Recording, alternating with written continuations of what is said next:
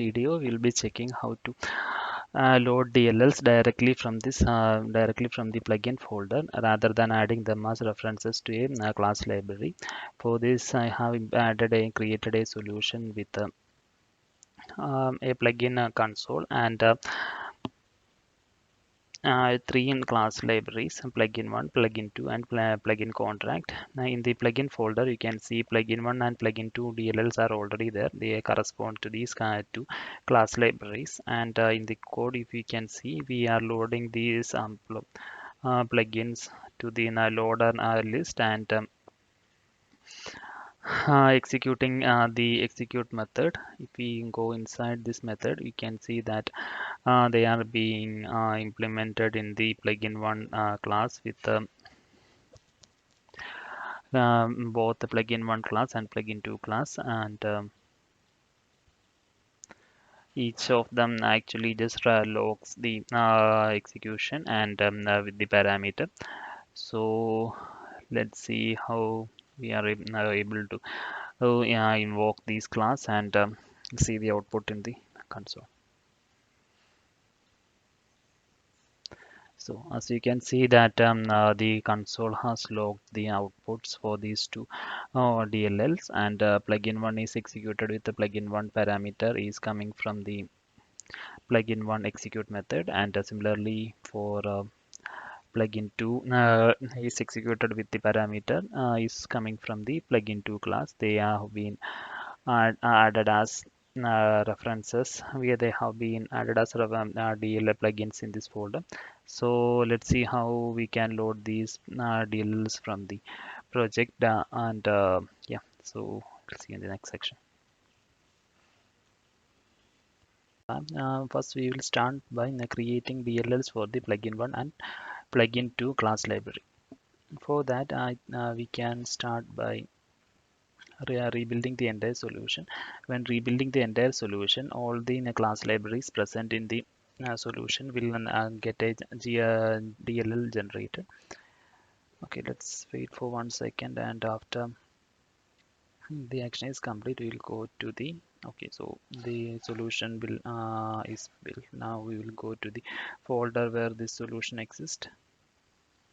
Okay, as you can see we have four folders, and we will open the plugin 1 folder, and inside the bin folder inside debug we will be able to find plugin .1.dll. We will copy this DLL and move it to the okay McMaster plugin. Here first we will create a new folder. We will name it plugin and copy this paste the plugin 1.dll here. Similarly we will do the same for plugin 2.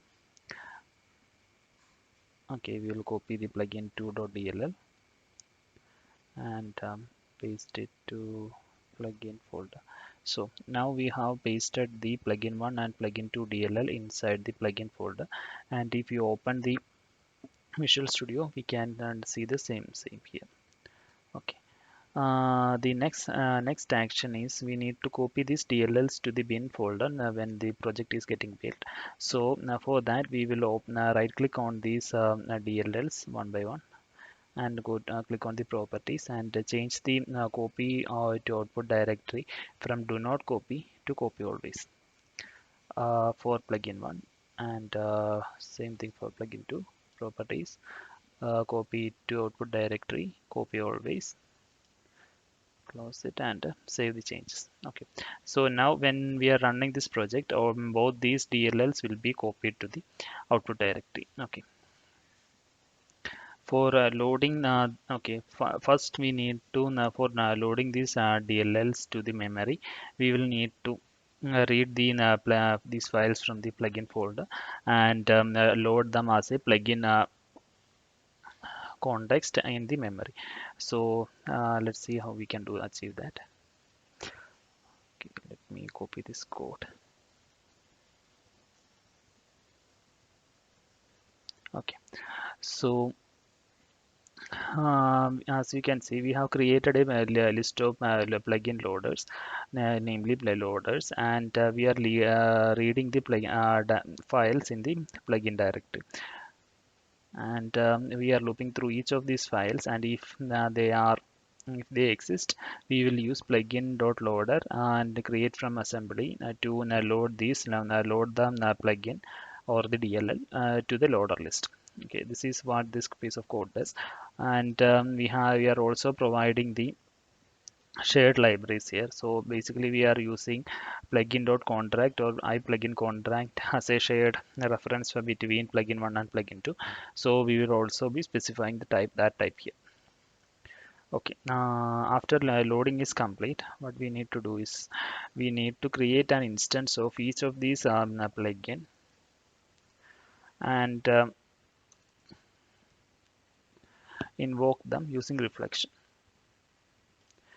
Okay, what we are doing here is like we will loop through each of these loaders, and sorry, each of these loaders, and if the type is of type iPlugin contract and is not abstract, we will use a reflection to create a new instance of the plugin and execute the method execute the method, and write log the corresponding result. Okay, so let's run this project, the output, and see what happens. See, okay, so that's it from the dynamically loading the plugin. Thank you for watching.